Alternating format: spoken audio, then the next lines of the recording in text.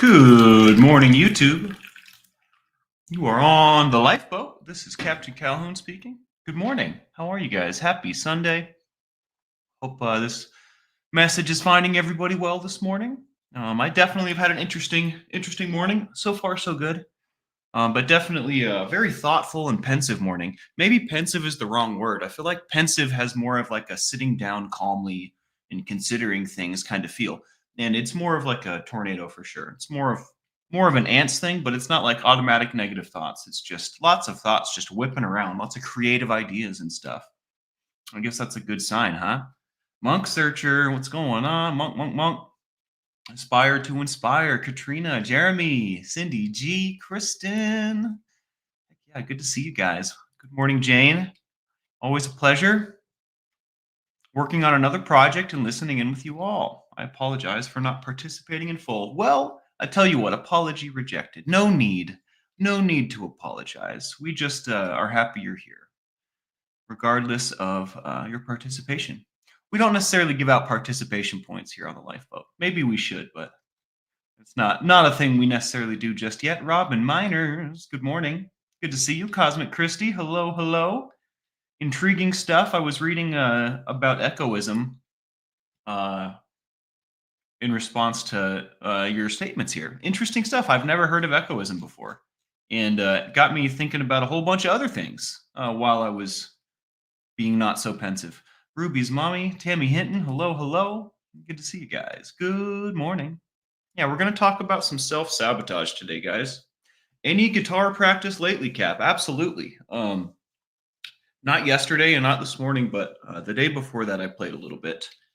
The last time we spoke about a guitar, I had expressed that I tried to learn a new song, and I spent like an hour learning about 10 seconds of a song. So I got a little discouraged. I went back and played a little bit, played with some scales and whatnot, but nothing serious, nothing too exciting. Maybe today's the day for that, huh? We are definitely going to do some art today later, so stick around for that. But yeah, self-sabotage, guys. Brenda, hello. Good morning. Wrapping. I need to get my gifts all wrapped up. I need to get my bags all packed. I was thinking about going to see my mom for Christmas, and I think I may have booked my ticket a little bit too close for comfort, because what's going to happen is Christmas Eve I'm going to spend with my dad, right? And usually Christmas Eve and Christmas morning are kind of a combo, right? It's family time. So Christmas morning, I'm pretty sure I have to get on a plane. So it's a little unfortunate. A little bit of foresight would have been really cool on that note. If I could have seen that coming, I would have booked it for the 27th and not the 26th.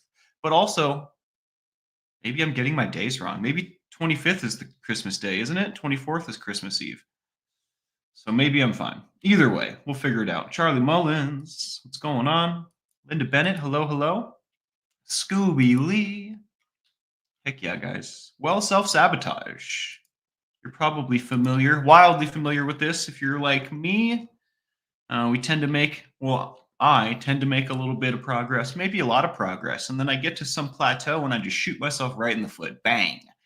And now I don't know how to make progress anymore, right? Because I've self-sabotaged. Self-sabotage refers to behaviors, actions, and/or thought patterns that undermine one's progress, success, or overall well-being. Often unconsciously, it's a complex phenomenon influenced by a number of things, some of them being emotional, cognitive, social factors, right?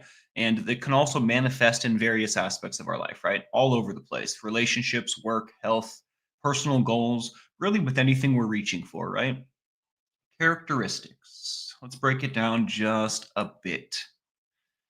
Unconscious behaviors. Can I set this up a little bit differently?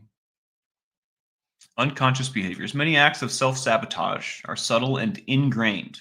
Ingrained means that we've been doing it so long we don't even realize we're doing it anymore, right? It's ingrained in us. It's like in our DNA, maybe. Other restrained. Hello. Amy Edge. What's going on? Good morning. Happy Sunday, guys. It's a beautiful day. The sun is shining out there. People often act in ways contrary to their best interests without realizing the root cause, right? So that's the ingrained part. Contrary to our best interests. Wonder why that is. And to boot, we're doing it subconsciously, right? Without thinking about it. What the heck, right? Why would we do this? Patterns of procrastination, putting off important tasks despite knowing the consequences, is a form of self-sabotage, right? It reflects underlying fear. It reflects an underlying fear of failure, perfectionism, or lack of self-belief. Now, this is something that I experience quite frequently. Patterns of procrastination. This is probably a commonly experienced phenomenon, I would imagine. Just one more time, putting off important tasks despite knowing the consequences, right? So that's saying I know that putting this off is going to hurt me, right? I know that putting this off is not good, but I'm going to do it anyways because it feels good right now, right? Or for whatever reason. This is self sabotage in a way, is it not? Sorry about the slurp. Arabian Bard, hello, hello. How you doing? Good to see you this morning. Send some sun out to the UK. I will do my best. You know, that was me sending the sun, just in case you were wondering.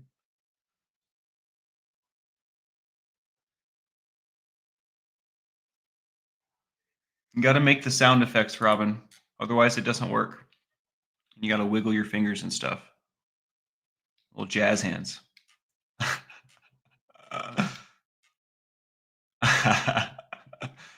Yeah, the sound effects make it work. They're sort of passphrase for magic. Anyways, negative self-talk, persistent, critical, or pessimistic inner dialogue, right? So persistently talking down to myself, having those ants, being pessimistic, my inner dialogue can erode self-esteem. Wow, I like that wording. I was on something this morning. Prevent individuals from taking risks or pursuing opportunities. I like how we're talking about risks already. We talk about the comfort zone a lot, right?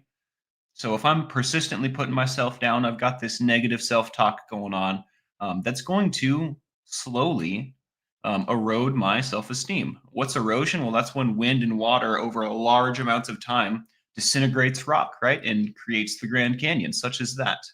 So if we're eroding our self-esteem over time by being pessimistic in our inner dialogue, right, with our negative self-talk, we're what am I looking for? Washing away. We're eating away slowly at our self-esteem.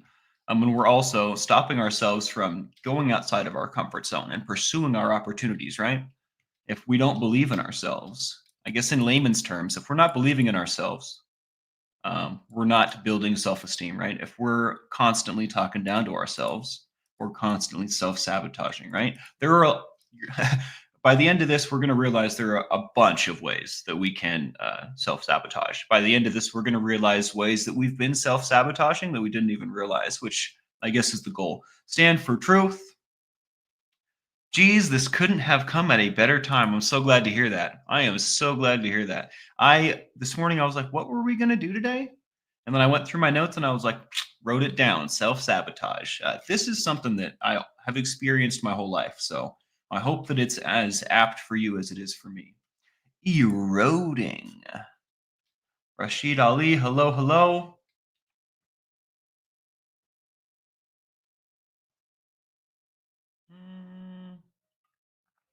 What has brought about such negative outlook, Rashid? Just curious. You don't have to tell me if you don't feel comfortable doing so, but you know, that's quite the what's the word I'm looking for?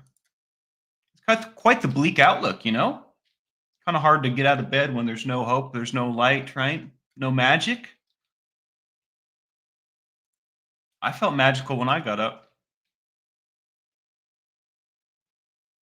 Dale Cox, what's going on? And you know, if you're not feeling 100%, maybe there's like a good reason for that. And just like a disclaimer, like I would like just to see you happy and shiny. You know what I mean? And that goes to everyone. Um, I don't uh, I don't wish ill upon anybody, right? Even my enemies. I think everyone should. I think everyone deserves happiness, love, light. You know. James Collins, what's going on? Morning, boaters. Good to see you, man. Good See you, man. Mang? Mang? Linus Lou, hello, hello. Welcome to the connection station. All right. Losing my train of thought, but that's all right. Another characteristic of self sabotage is conflicting with long term goals. Conflict with long term goals, let's say. Engaging in short term pleasure seeking, so this is instant gratification, right? Or self destructive behaviors that conflict with overarching life goals is another hallmark of self sabotage, right? And this is an interesting one for me because I have a hard time viewing the big picture. I have a very hard time getting out of my instant gratification viewpoint, right? I have a hard time getting out of the present moment, which in some ways is a good thing, right? The present moment is where all of my control is, all of my power, all of my ability to make choices and change, right? But at the same time, um, the double-edged sword, right? The bad side of that is if I'm engaging in short-term pleasure-seeking behaviors, that's going to conflict with my overarching goals. And it's in some way, shape, or form, right? If my overarching goal is to help people, to build a YouTube channel, to travel the world, right? To lift myself up so that I can lift others up, right? If that's my overarching goal, which it is, just in case you're wondering, it is. Um, Engaging in like playing video games instead of doing what I need to do, or like skipping my stretching routine in the morning is going to make my sciatica just really angry, and then I'm not going to be a happy person, and then I'm not going to, you know what I mean? So short-term pleasure seeking self-destructive behaviors, whether they're self-destructive or not, um, short-term pleasure seeking behaviors are not going to coincide with our overarching life goals, right? So there are some zooms, right? There are some zoom levels, some depth to look at this with, right? Common forms of self sabotage. We've talked about a lot of these already. We're going to go through them. Spanx, have you got the package yet? I will ask my dad this morning. It's been real busy out here, so we have not been up to the mail thing. Or pardon me, I haven't been. He may have. So for all I know, he's holding on to it right now. Let me ask him. I'll have an answer, a yes or a no. By the time we do art this evening or this afternoon. I'll have talked to him by then. I hope so. Pretty excited. Is he home safe? Yes, he is. His back hurts, but he is home safe. He made it safe, made it safe, made it safe. Procrastination. Delaying tasks despite their importance can stem from the fear of failure, perfectionism, or being overwhelmed, feeling overwhelmed. It's a way of avoiding potential discomfort, but ultimately exacerbates stress. Now, I can relate with this. I mean, I'm a professional procrastinator. My vintage moon, hello, hello. I meant to say hello to you, but I keep forgetting because I'm just talking and talking. So hello there. Good morning. It's good to see you.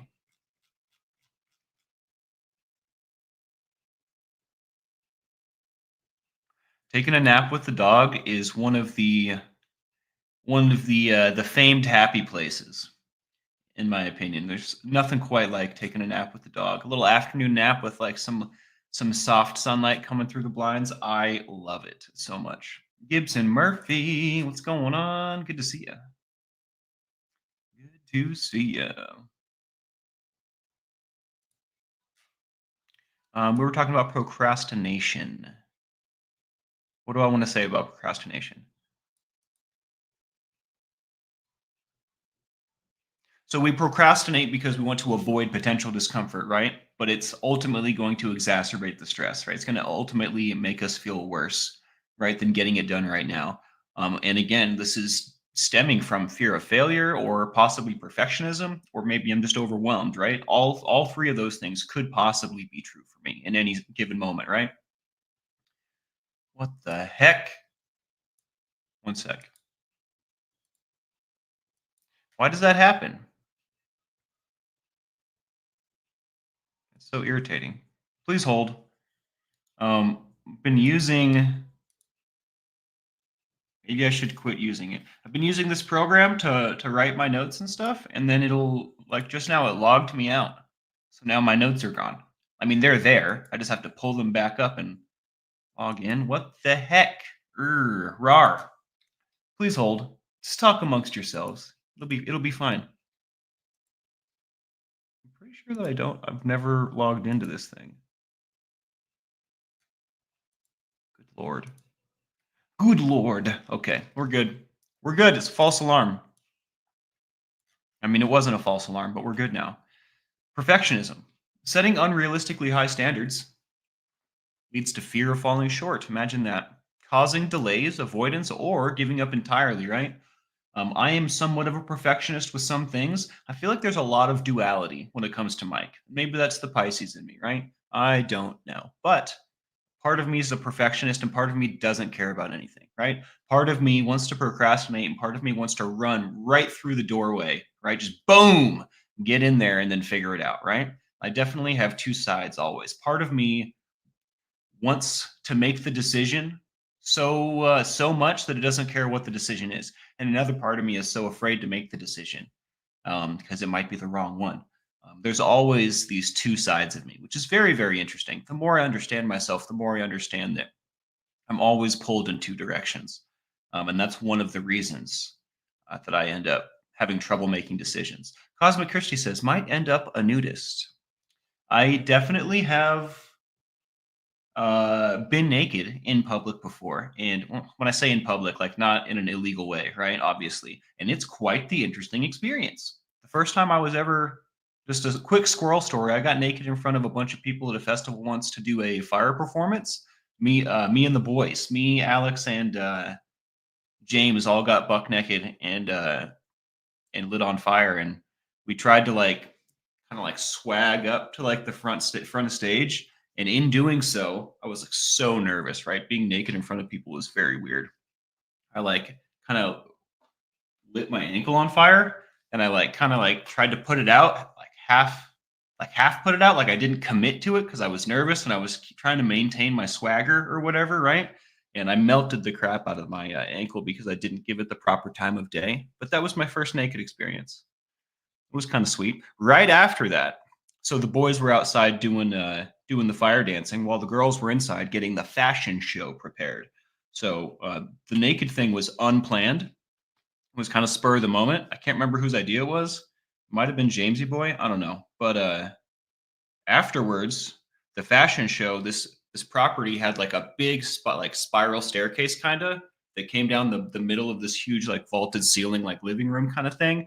And there was quite a bit of nudity in the fashion show as well. I don't know if that was planned or if they were responding to our fantastic fire dance. But there was quite a bit of nudity in the fashion show. It was pretty cool. It was quite the experience. That event marked like the cataclysm of Lucy and I. That was like the last time that I trusted her, I think. Anyways, let's talk about something else. Self-medication. Hold on, let's go back to perfectionism. I did not finish there. Setting unrealistically high expectations or standards leads to fear of falling short, right? Causing delays, avoidance, and giving up entirely. Um, this one is harder for me to relate with because I think the part of me that is a perfectionist ends up getting silenced more often than not because I hate being in deliberation forever. That's one of like my pet peeves. If I can't make a decision, it drives me up the wall, like a cartoon character running on the wall. Just drives me right up the wall. So you know, but perfectionism is a form of self-sabotage. Um, Again, because it causes fear of falling short, it may cause you to give up entirely, right? All right. We spent enough time on that. Fire and nude, asks Cindy G. Absolutely. 100%. Linda Bennett says, I'm working in stopping being a perfectionist and a people pleaser. Since placing boundaries, I have lost people in my life. Interesting, Linda. You know, at first reading, at first glance, that's kind of a sad statement, right? But the question is, under what circumstances did you lose these people in your life? It may be a good thing, right? If they're not if they're not in the business of respecting your boundaries, we don't want them anyways, right? And it is kind of sad, right? People you think are your friends, when you start setting boundaries, you may realize, okay, this person doesn't have my best interests at heart, right? Which is always a sad moment, right? Kind of a mournful thing. mourning the loss of a friend I thought I had, right? But I tell you what, one of my favorite quotes from rapper Nipsey Hussle, rest in peace. And whether you're into rap or not, I think this is a wonderful quote. The circle got smaller. Everybody can't go, right? The places that I'm going, not everyone was meant to go with me, right? This path, the road kind of gets narrower, right? And the people that stay with me as the road narrows, those are the keepers, right? Those are the people that really belong here. Those are the people that really have my best interests at heart, right? Those are the people that love me as I love them. And we could talk about that a lot, but at the end of the day, I think, Linda, it's for the best. And as you say right here, it is for the best because I'm standing up for my values and my morals. That's right. And you know what? In doing so, you're going to attract the kind of people that you want to. You're going to attract the kind of people that like your values and your morals, right? Maybe even the kind of people that share your values and your morals. So this is the first step into a new life, right? This is the first step into maybe even a new circle. Who knows? But you're definitely walking out on that path, right? You're going on that journey. And I'm really stoked to hear that, dude. I tell you what, where's my trophy at? One day we'll get that shimmy right. Let's try one more time. It's still off camera. Okay. We'll get it. Congratulations, by the way, for setting those boundaries. Not the easiest thing to do, especially when maybe you can tell beforehand, right? All right, I might end up losing some friends right now, but it's you standing up for yourself, right? So congrats. I'm glad you did so.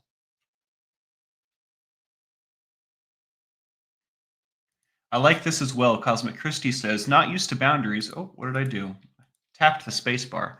They are hard. Not used to saying no, but not lying is easy. See, if you can put it in terms, right, that are easier to understand or easier to get behind, that's called flipping the script. That's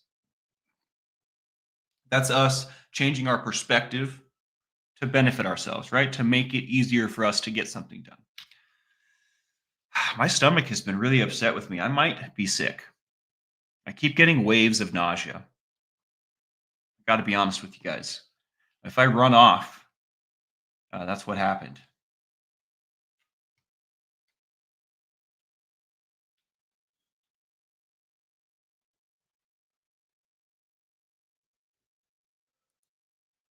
I do like masks and secret identities, Tommy Bird. That is quite fun, I have to say. Quite naughty and quite fun. I am enjoying our juxtaposition, jumping back and forth from recovery based hope, faith, and courage, and nudity, and more naughty topics. You guys remember back in the day there was that Crash Bandicoot, the that video game, and the company that makes that game is called Naughty Dog. I thought that was the coolest company name back in the day.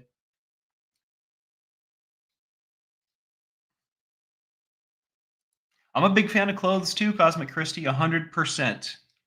100%. In fact, I run pretty cold. Like I'm always wearing long sleeves. I live in Arizona. I wear pants and long sleeves a lot. I'm cold right now, and I'm wearing both long sleeves and pants. It's not cold in here, but I am cold. So, clothes definitely help a brother out when you're skinny and you don't have any fat on your bones. Have a great day, Vintage Moon. While I'm thinking about it, thank you for bringing this up. Let's put some ones up for anyone out there that needs a little extra love today. I hope you have a great day, Vintage Moon. Thanks for stopping in and letting us know how you're doing. Did I see Matrix Rabbit today? Is Matrix in here? Shout out to Matrix. Much love, man. I hope you're doing well today. I hope you're doing just a little bit better than yesterday. You know what I mean? You know what I mean?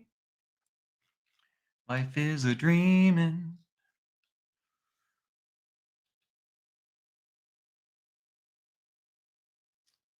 Under my cloak, under your cloak of invisibility.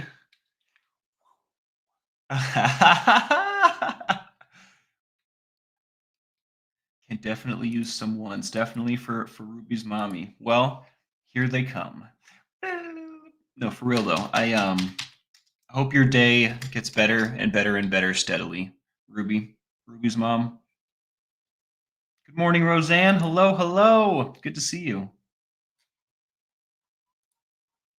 All right, self-medication, form of self-sabotage, potentially. And I think this is especially apt for us addicts in here, huh? Using substances like alcohol, drugs, or food to cope with stress or emotions can be destructive in the long term. Now, I think we know this better than anyone. I think we definitely know this all too well, right? This is something we've all done, I imagine. I'm literally doing so right now with some caffeine, right? Using substances like alcohol, drugs, or food to cope with stress or emotions can be destructive in the long term. Now, just to be clear, doing the morning boat without my coffee, in my mind, is akin to heresy, right? In my mind, is akin to just, we don't do that. You know what I mean? Like, I'm just not equipped if I haven't had my coffee. Well, that may be some self sabotage. That might be something to look at. Imagine if I didn't need the caffeine. Imagine if I didn't need to get all hyped up to do this. Well, maybe needs also the wrong word. Maybe, anyways, that's something to look at for another day. But thoughts, avoidance behaviors.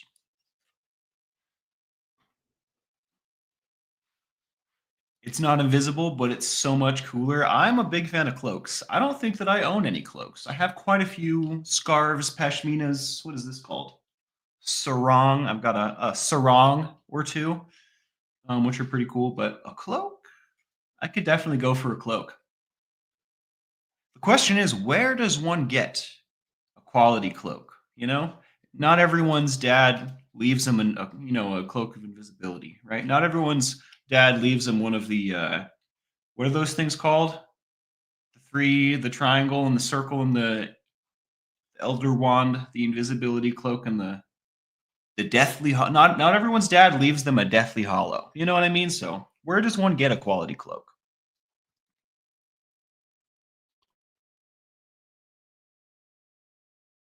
Me a message this morning, and I was just like trying to get all this stuff done, so I didn't message back. Maybe I should have. Then I wouldn't be wondering, right?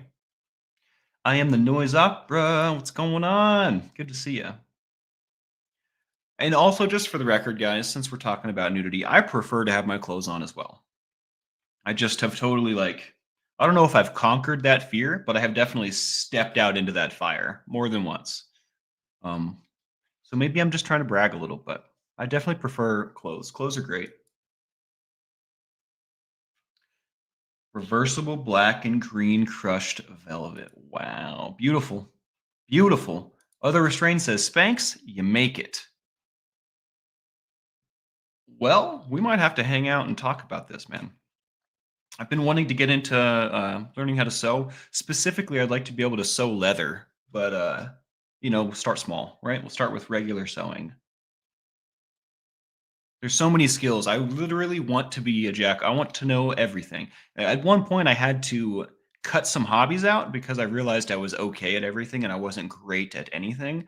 But I tell you what, there's definitely a part of me that just wants to be amazing, or I want to do everything. I just want to do this, that, its brother, its sister. I want to do everything. I want to do all the things. Leatherworking is definitely far different from sewing, but there is some, there's some sewing aspects to it. There can be, at least.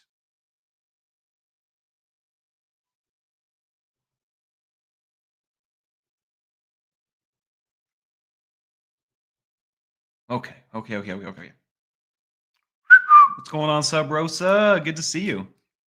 Avoidance behaviors. Avoiding challenges, conversations, or opportunities to grow due to fear of rejection, conflict, or failure. Now, this fear of rejection thing is a huge part of my story, and it's not something that I necessarily deal with every day anymore. In fact, I'm not sure I deal with fear of rejection at all. Maybe I do. I'm sure that a moment will come when I'm like, oh, I'm fearing rejection right now. But I tell you what, the first time I ever told a girl that I liked how I felt about her, I was physically shaking. Fear of rejection was huge in me, like physically shaking. It was insane. But I ran right at that obstacle over and over and over until I got over it. And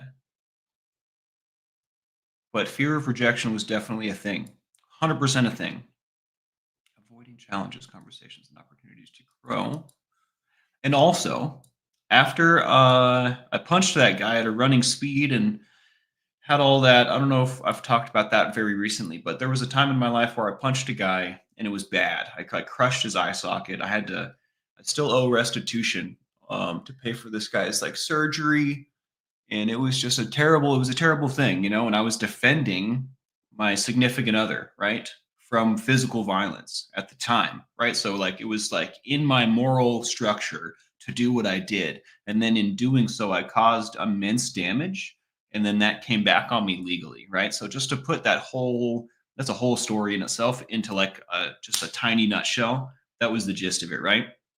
So what was I talking about?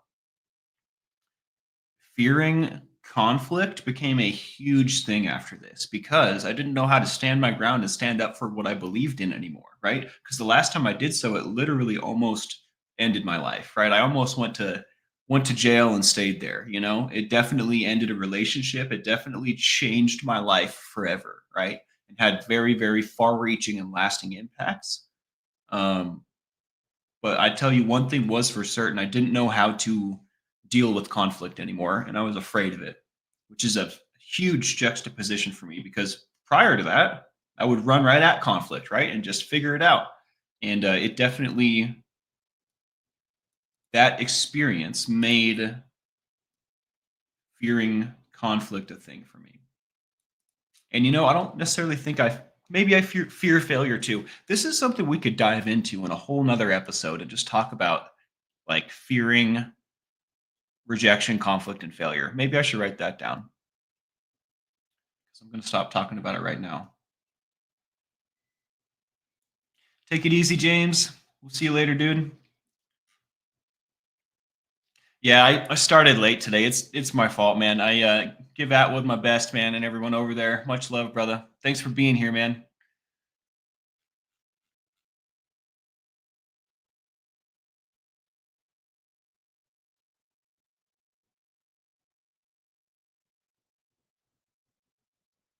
I now have both a fear and hope of conflict. I hate it, but I'm always on guard and I don't always like it. Driving is a huge trigger. Interesting. So part of you wants that conflict. I feel like that also is worthy of its own episode because I feel like there's a part of me and maybe other people too, right? I tend to believe it's a human trait, but I can only speak for myself, right?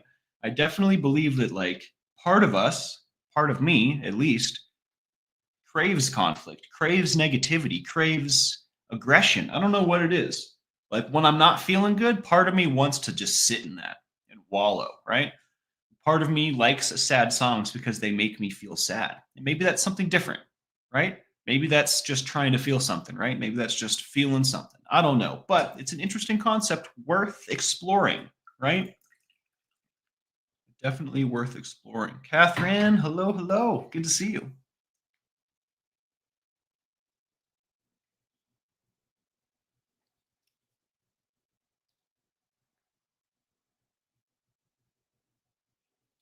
Tommy Bird says, I've tried like heck to find that one hobby since starting recovery years ago. I've tried a bunch: astronomy, artifact hunting, collecting, metal detection, archery. Nothing sticks really. Interesting.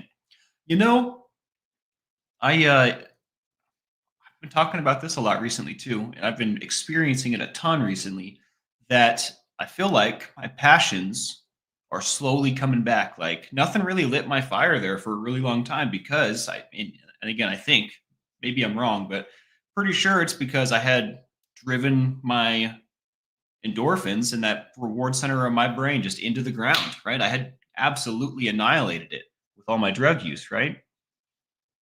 So I think that at some point, we start feeling like passion again in a different way.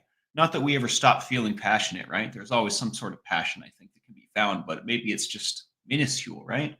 I have faith, Tommy Bird. I know you've been at this thing for a while now, but I have faith you'll find something that really, really lights you on fire, man. That really makes you happy. And honestly, maybe it's just being a family man and a dad and a husband, which are things that I know you like being, which I know that are things that you take great pride in. Maybe it's as simple as that, right? But I can definitely relate with trying a bunch of stuff and none of it sticking.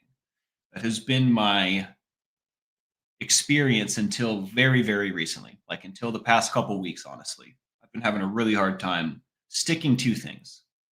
Consistency, baby. It's just general road rage, says Jeremy. But there's nothing you can do. Holding those feelings in is a bit hard sometimes. 100%. 100%. Hmm. Yeah, we got to take that emotion and put it somewhere, whether it's into a painting, into a golf club, right at the driving range, bucket of balls, right, batting cages. Maybe you just go to the gym and just get some nice exercise. But when we experience these emotions, you're talking about holding those feelings, holding on to them, holding them in.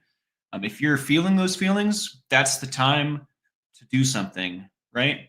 When I say do something, it doesn't matter what, just do something, right? Do something creative, do something that takes some focus. And then while you're feeling those things, you can put that emotion, you can give it to whatever you're doing. I know that sounds kind of hoity toity, it's the wrong word. It sounds kind of foo foo, but it works. I promise.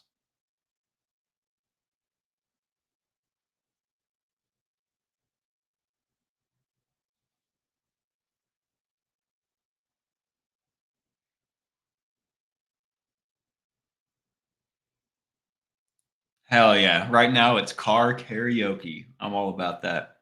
Got into a car accident once because I was car karaokeing too hard. This person like slammed on their brakes in front of me to like take a right hand turn into a Wendy's, and I was going like 10 miles an hour, and she crushed my radiator with her huge truck and almost totaled my Pontiac. This was many years ago. I was listening to Mitch Lucker. I don't think I should say the name of the band because it has a word in it that will demonetize us, but I was listening to The Cleansing is the name of the album. And it was just I had just gotten off work. I was so fired up, and I just 10 miles an hour this tow hitch right into my radiator. It was great. It's fantastic.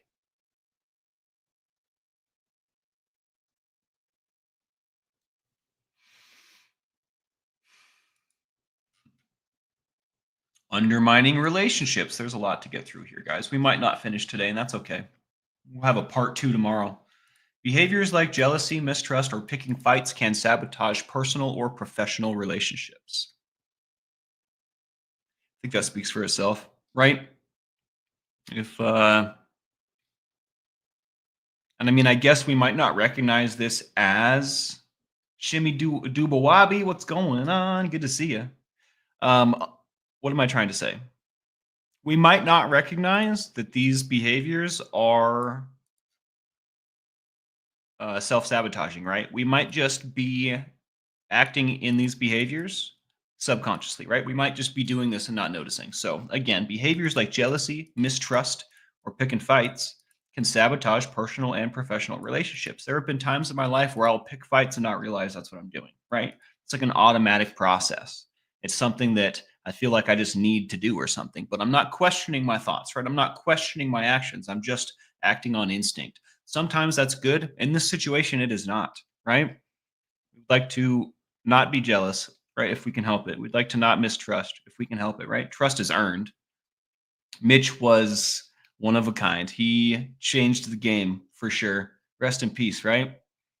It's a tragedy that he die in a motorcycle accident, leaving behind a wife and a son or something like that. It's really tragic. It was many years ago too. I never got to see them. I had tickets to see them. My uncle wouldn't let me go because I was in trouble when he was alive.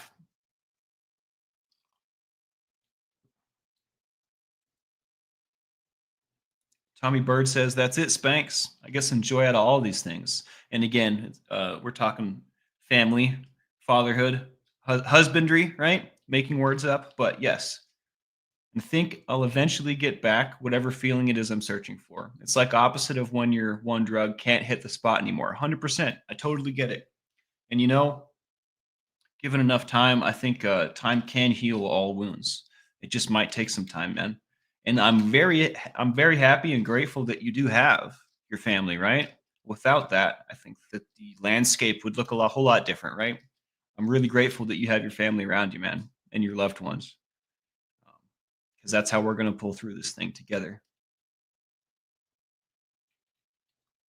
Hitting that note. Thank you for that, Tommy.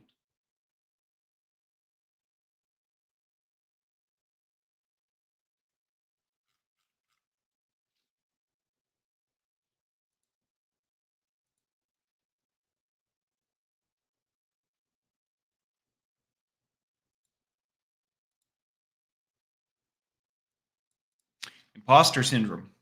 Doubting one's abilities and feeling undeserving of success may lead individuals to shy away from opportunities or not advocate for themselves. So, we all know imposter syndrome, right? I get that all the time. Am I really this person? Is this what I do? I feel like a fake, right? Well, you're not. It's just we don't know how to be successful. We don't know how to succeed. We haven't been succeeding, right? We've spent a whole lot of time failing, right? We've spent a whole lot of time being down and out. So when we do succeed, it doesn't feel real. It feels fake. It doesn't feel like we deserve it, right? It doesn't feel right because what has been the norm for us has been the exact opposite. Eh? So it's only natural to doubt one's abilities under these circumstances. And it's only natural to feel undeserving of success under these circumstances, right? But these feelings will lead you to shy away from opportunities and not advocate for yourself, right? Which means not stand up for yourself, not set your boundaries, not, you know, defend yourself. So, whatever we can do to reinforce that, okay, this is me, this is what I need to be doing. Succeeding is okay. The more, whatever we can do to normalize success, right? Or maybe even when you catch yourself doubting your own abilities and not feeling deserving of success, remind yourself that you've worked hard for this, right? You've been working extremely hard for this for an extremely long period of time, right? And you deserve the world, right? Remind yourself of these things. It might not make that feeling go away immediately, but building up over time, having these positive self-talks rather than the negative self-talks are going to over time change the way that we feel and move through the world. Imposter syndrome. You dirty rat. Causes of self-sabotage. Finally getting some meat and potatoes here. Should we hit this right now? We still got some time.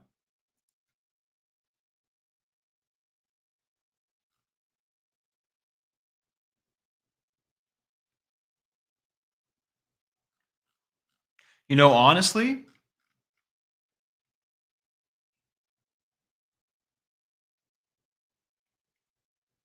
I honestly think we're going to have to split this up.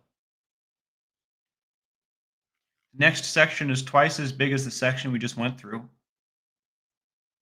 And we're almost out of here. We'll go through some of this. Causes of self-sabotage. Fear or failure of success, right? We're all familiar with this. Fear of failure, concern about not meeting expectations can lead to avoidance or giving up. We said that earlier. Fear of success, worry about increased responsibilities. Worry about what am I trying to say? Worrying about more responsibilities, right? Or expectations after achieving success. What I'm talking about here is like fearing your power, right? Fearing who you are, what you're capable of, right? What you can do, what you're capable of doing, right? All your power and wonder, all your uniqueness and humanity. Worrying about yeah, I'm losing my train of thought here. Oh, all right. We're discussing self-sabotage sub rosa, but I think I'm going to digress. I think that I've overloaded my brain with self-sabotage stuff today, and now I'm getting confused. So we're going to do part 2 tomorrow. We'll be doing some painting later today. I'm not going to sign off right this second. We're going to hang out for a sec, but I think that I have to let my brain cool down. It's overheating. Catherine says, for me, it's not imposter syndrome so much as not feeling deserving. I can definitely relate with that, right? But why, Catherine, would you deserve anything less than exactly what you want? Why would you deserve anything less than exactly what you need? You know what I mean? Serious question. And I know you may have an answer, right? There might be an immediate answer that pops into your head. Um, and we're going to talk about it, right? If you do, but ask yourself, why would I deserve anything less than exactly what I need, right? Than exactly what I want? Some part of society wants us to like what am I trying to say? I feel like there's a culture, a societal norm of like earning things. And I understand like earning things is good or whatever, but like when you are born, you innately deserve happiness, peace, serenity, love. These are not things that need to be earned. These are things that you deserve. These are things that, like, as a part of this life, right? As a part of this life, those things are meant for you. Those things were destined for you. You were destined for those things. Everybody, every single one of us, even evil, nasty people, if they would just get their crap together and quit being evil, they could reap some loving rewards. You know what I mean? But they got to get out of their own way first. For us, for us, we just have to get out of our own way. We literally just have to allow our greatness to shine through. We're all great, wonderful individuals. We're all so uniquely unique. Stupid double words. But for real, equality is a lie. We're not equal. We're unique. And when I say equal, like, we all deserve everything. We all deserve the world. We all deserve the best, right? We deserve love and care and happiness and serenity and peace, all of these things, right? But we all have our own unique strengths and our own unique weaknesses, right? Our own unique journeys, right? No one has walked the path that you have walked or you have walked or you have walked, right? We might have had similar experiences along the way, but our paths are our own. Our lives are our own, right? And we're individuals. Our individuality shines bright. So let it be that way. Let it be. Let it be. Let it be. Cindy G says, years of being told I don't deserve it. Well, I hear that. I 100% hear that. Let's start today telling ourselves every day that we do deserve it and try and combat that as best we can, right? Let that add up over time. And again, it's a marathon, right? Not a race. So we do have to be patient, unfortunately. I wish, again, the instant gratification, right? I wish it would just be better right now, right? I could just feel better right this second. But unfortunately, we just kind of have to be persistent and work on it. And it sounds like, Cindy G, you already know, you're equipped with knowledge. You know exactly why it's this way, right? Years of being told that you don't deserve it. So, I mean, you're very well equipped to make, the small, minute changes day by day, right? You're definitely well equipped to keep moving forward and being productive, which is a good thing. What's going on, Nicola? Sub Rosa says, as a content creator, I had to look hard inwardly to see if I was being real or just making content. Interesting. Interesting. I feel like if I'm not being authentic, I immediately feel way out of place. I immediately don't feel good. Like, that's something about me. It's really, really hard for me to be non-authentic. My dad talks about sometimes that I'm too honest. I'll tell him more than he wants to know. Frequently, he says this. And I think that's just the authenticity in me. If it doesn't feel organic, if it doesn't feel authentic, I immediately feel like a fake, and I can't even do it. And I think that also ties into like why my romantic relationships go the way that they do, right? I can't just have a meaningless hookup. I have to connect with somebody before I can be interested in anything like that, right? And even if they're the most beautiful creature on the planet, if I don't connect with them mentally, emotionally, if I don't connect with them in some way, I just can't even do it. I'm just not into it. I think it has something to do with that as well. That chronic authenticity. Now, it's totally possible. Well, it's totally possible for me to tell lies, right? For me to not be authentic. I just feel like a piece of crap doing it, right? It's immediately obvious to me when I'm doing something of this nature. It was not always that way, right? I came to this place through the work that we talk about, through recovery, right? Through looking inward and, like you're saying here, Subrosa, like really taking a hard look at it. So I'm glad you bring this up. This is something that I think that everything we talk about on this channel can be taken for granted, right? All of these concepts and viewpoints and perspectives can absolutely be overlooked, right? In fact, if we don't recognize and realize what's going on, we'll never be able to affect it, right? It's just going to keep going on in the background, like background processes in my computer. We definitely have to take a hard look inward to make any sort of progress, to be able to affect any of these things. So thank you for saying that, Sub Rosa. I really appreciate you. Holla! Just felt like the right thing to say right then. The newest nut.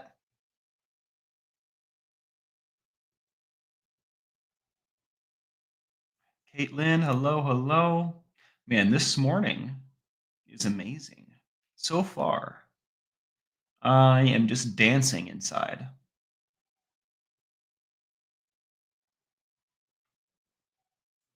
Oh my gosh, Tommy Bird with the bangers today. Let me hit you with some knowledge. One thing that is truly hard for everyone, says Tommy Bird, me included most definitely, is coming to terms with a simple fact that is hard to implement. And that fact is happiness is a choice, regardless of situation, truth. Facts. I agree with this. And just the fact that it is a choice doesn't make it easy to choose, right? It is a choice, 100%. But not only is it a difficult choice to wrap your brain around, but it's also it's also a difficult choice to make sometimes, right? Even understanding that it is a choice, it's easier said than done. It's definitely one of them things, right? One of them things. So once we realize this, practicing it is going to be your best friend, right? Realizing this in the moment, I talk about. Sometimes I wake up smiling. If I can literally do that every day, if I can choose to smile every day, and that's where it kind of gets weird, right? If I can fake it, right? But then I'm not feeling it. Can I fake it until I make it? I don't know. But happiness is a choice.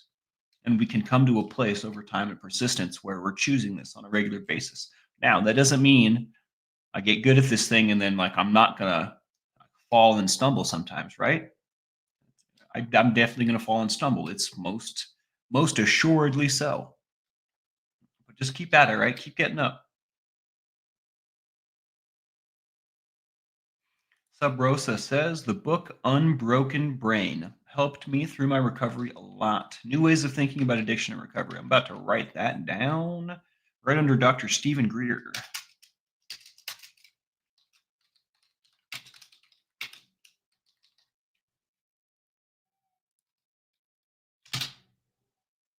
Welcome to the good life, to the good life.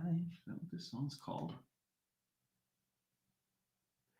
Welcome to the good life, to the good life. Yeah, Catherine, I think about 2 p.m. I often, like, so we paint at the same time usually every time we paint. But something tells me my dad wants to go at that time. We might amend it. I'm shooting for 2 p.m. Mountain Standard Time for painting. If it's a little bit different, I'll let you guys know in the community section today. But I'm shooting for 2 p.m., so that's 4 p.m. Eastern painting.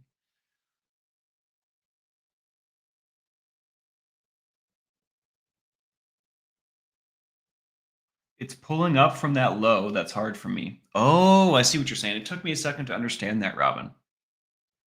Pulling the nose up when you're in that nosedive. And honestly, sometimes I have to crash. I have to hit the ground. Obviously, ideally, we don't do that, right? Ideally, we pull the nose up before we impact, right? But sometimes it's just I need to impact, I guess. Other than that, how does it feel, Robin, when you see the ground coming at you very quickly, and I need to pull the nose up, but it's hard. What exactly does that feel like? What are you experiencing? Are you having thoughts of like I could do this, this, and this, and then like struggling to like enact those actions? Or is it like a struggle to turn like thought into action, theory into reality? Or is it like do you feel like a third person watching your life unfold? Or is it something else? I see my mood dropping and sometimes can't pull out of the bad mood. Interesting. When you If you don't mind, I'm going to ask you some more questions. You can tell me you're done at any time, but I think I'm on to something. I see my mood dropping and sometimes can't pull out of the bad mood. When this is happening, what was my thought? Where'd it go? Can you recognize or do you recognize the cause of the shift, the cause of the bad mood, right? Like what caused you to head this direction, right? I will, while I'm waiting for your response, I'll share with you this happens to me. Sometimes, especially like when I wake up on the wrong side of the bed, they say, right? When I wake up and I'm not smiling and something frustrating happens, and like immediately, it is so hard for me to pull my nose up. Like when my day starts nose down, I'm in for it. Like the whole day is going to be a struggle, and I know it. And I said earlier, sometimes I feel like I need to crash. I feel like sometimes it's not as simple as just pulling the joystick back, right? Sometimes I have to do 8 things on my list, right? I have to exercise, I have to eat, I might need to take a nap, I might need to go for a run, I might need to get some sunshine, and I might need to do all of these things before I actually start to feel better, which is so strange. I don't understand it, but sometimes it is that way. And I don't think I do have a solution, Robin. But the fact that you recognize it, and then Robin says, like if I hurt myself or did something wrong, interesting. So yeah, that's exactly what I experience as well. Something negative happens, and then I have trouble not letting that define my day or define my mood for that moment, right? Or for that entire day, right? I struggle with this as well. And for me, what has worked the best is just not getting there, right? Obviously not the best solution if we're already there, right? But if we can avoid getting to that place, we don't have to deal with it, right? Monk Searcher says reset button. Now, I struggle to find this sucker sometimes. Who installed the reset button? They put it in the damnedest place. Um, Sometimes you just need to fall asleep and wake up smiling instead of frowning. I think sometimes we just need that adversity to make our good moments that much sweeter, right? If everything was okay and nice all the time, nothing would be special. Everything would just be gray, right? We have sadness so that we can have happiness. We have bad so that we can have good, right? Without the opposite, we wouldn't have anything a reference point, right? Good wouldn't be good if there wasn't bad. There wouldn't be clarity if there was an anxiety, right?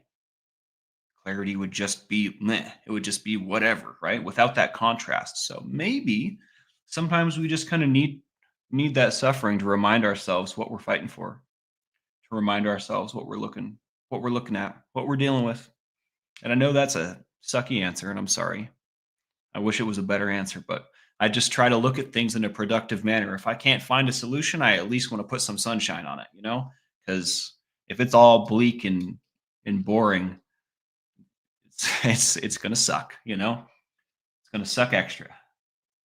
Kellyanne, what is going on? I think happiness is temporary, but contentment more long lasting. A decision, evaluating your expectations for life and ourselves can shift perspective. I love this. Absolutely, Robin. My pleasure. I I hope it does help. Caitlin says something that sounds cliche. We pretty much deal in strictly cliches around here, so it's totally fine. But can be very helpful is counting your blessings. Yes, X, Y, and Z may have gone wrong, but that does not discount A through W. This is correct. This is correct. I love it. I love it. I love it. I love it. Facts. Okay, guys, I don't want to cut into my dad's schedule any more than I already am with my lateness. So I'm going to wrap it up. Hit that like, subscribe, and the bell for notifications if you like what we do here. It makes a huge difference. Um, Shout out to the mods, the crew, anybody new, all of you out there. You guys are the best. Thank you for tuning in today. Thank you for your unending support. I love you guys. You guys change my life on a daily basis. I assume the Admiral's going to be in later with some stuff and some things. You know how he does. Let's get some ones up for anyone out there that needs them, but especially for my dad's back. His back is not what it was once. It's the way of things, but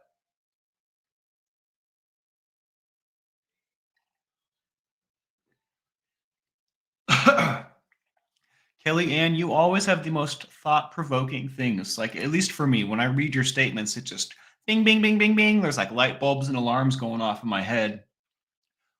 Kellyanne says, oftentimes social media presents a false image of what our lives should be. I tell you what, I get to decide what my life is going to be, right? And when I learn how to discern between, tell the difference between like what I actually want, what actually sounds good, and like what I was taught is good, right? What society says is good, right? When I learn to discern between like what's mine and what's other people's, it makes this a whole lot easier. But Ben Bacon Bits, oh my, bro, we have missed you so much. How you doing, man? Long time no talk, good sir.